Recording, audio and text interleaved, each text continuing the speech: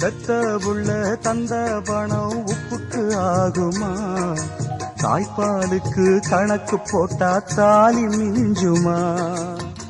பாயக்கட்டி வளர்த்த புள்ள மல்லு கட்டி நிக்குதடி, வாங்கி தந்த காசுக்கெல்லாம் வட்டி கட்ட சொல்லுதடி.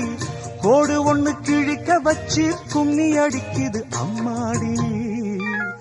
சம்சாரம் அது மின்சாரம், சம்சாரம் அது மின்சாரம்.